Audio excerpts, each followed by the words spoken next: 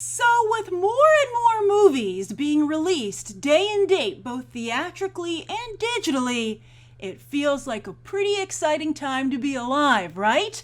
Like it's the future. That first-rate movies are available the same day they hit theaters in the comfort of your home.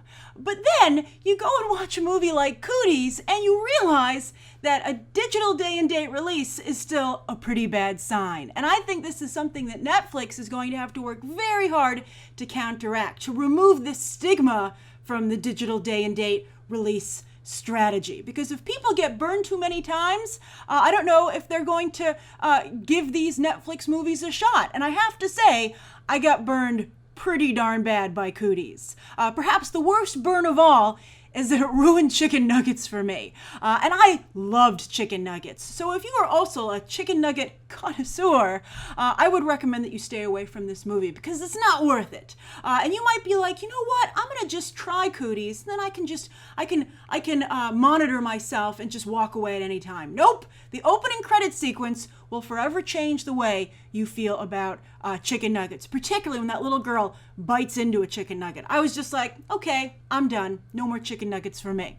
And now Cooties does have one good aspect to it, and I'll get to that in a moment. But first, let's talk about by far and away the biggest problem with the movie, and that's violence towards kids. And I said this was a problem from the trailer, and I had hoped that the movie would find a way to get around that. And I think they tried to by making all the kids, before they turned into these murderous zombies, and also I think that was also part of it. They were like, these kids are a genuine threat. If you don't hurt them or be really violent against them, you're going to die a violent, horrible death. But even on top of that, they made the children super unlikable at the beginning of the movie. But still, I think that no matter what the circumstances are, you can't put kids in such a violent situation because I think that it's a line that can't be crossed. And I would actually put this movie, Cooties, in the same camp as Tomorrowland, which featured an adult-child romance. And I don't want to include any spoilers for Tomorrowland here in case you didn't see it, and odds are you didn't because it didn't do very well at the box office.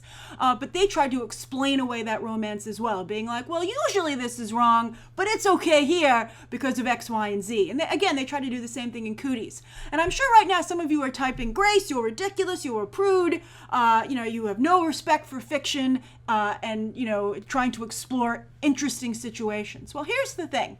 If you open the door to explaining away, child violence or child pornography, you're going to create a situation where eventually someone comes along and says, okay, here's my explanation for why child violence and child pornography is okay, but everybody else is going to be like, that's not a very good explanation.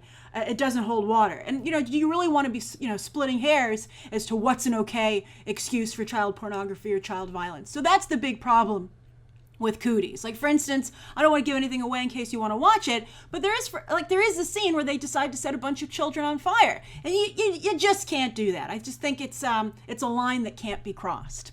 Now, I said that this movie still had something good in it, right? Well, believe it or not, and you would never expect this from a movie called Cooties, but it has some really interesting commentary on what it is to be a grade school teacher, like why people become grade school teachers, how they fall into it, and how they feel being a grade school teacher. I was really blown away. I was like, wow, these are some surprisingly profound sympathetic statements that really make you think twice about that. And it made me realize that in entertainment and fiction, etc., like books, novels, TV shows, movies, whenever they try and show a teacher as like an actual person, it's always a college professor, right? Because I think that's when people who go on to write this stuff interact with teachers that's in a way that's closest to a peer level, where they actually start to see their teachers as real people. But because when you're a kid, it's just like the Charlie Brown teacher for most people. So I think it was really interesting for Leigh Whannel, the screenwriter here, co-screenwriter from of course, he rose to fame being James Wan's writing partner, Saw, Insidious, etc. And this is him trying to kind of go out on his own. More on him in a moment.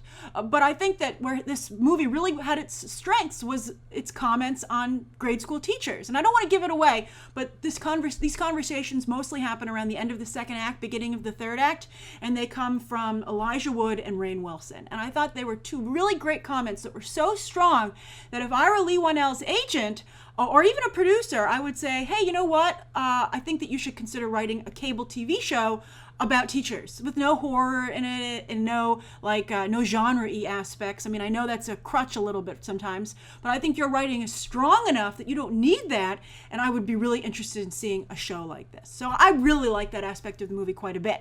As for the cast, which includes Leigh Whannel, I thought that there was an ensemble cast that was allowed to act like an ensemble cast. Everybody got a moment to shine, which I thought was really nice. But of course, the standouts, because they're not only, I think, the most well-known, but their parts were the biggest, were Elijah Wood and Rainn Wilson. And they both did a really good job playing like opposite sides of the spectrum, but then of course have to eventually find a way to work together. But the other standout was Leigh Whannel. I thought he did a really nice job with his scenes, and and you could tell that he totally wrote the Elijah Wood part for him, but then the character that he got was like almost a backup role that he'd written for himself, and he wasn't allowed to play the lead. So I thought that was very interesting. But he did a really good job with the part that he ended up with, and he was able to pull focus a number of times, even though, again, his part was small.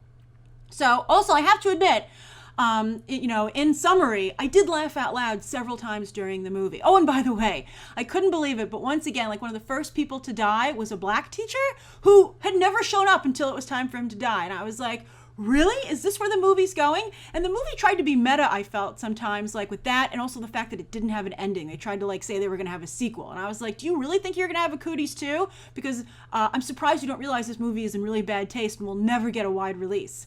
But then maybe, again, that was trying to be meta as well. But you know what? Even though it made me laugh, and even though I think it had some good moments and some things that were commendable about it, overall, it was in bad taste, and it just ain't no Scream. So that's my review of Cooties. I'd be curious to know what you think of the film if you've seen it. And also, what do you think of digital day-and-date releases? Have they worked out for you? Do you think this is something that's gaining traction, that's shedding its reputation of only crap gets released that way? Or do you think it's still an uphill battle for the good films that are released in such a manner? For instance, Z for Zachariah had the same situation. And Z for Zachariah was a much better movie than this, but it still wasn't like theater level, right? Like if I paid money to go see Z for Zachariah in theaters, I would feel like I paid too much. But the iTunes rental fee was just right. All right, so that's my review of Cooties. I look forward to discussing the movie with you down below and movie release strategies overall. And you can check out some other episodes right now.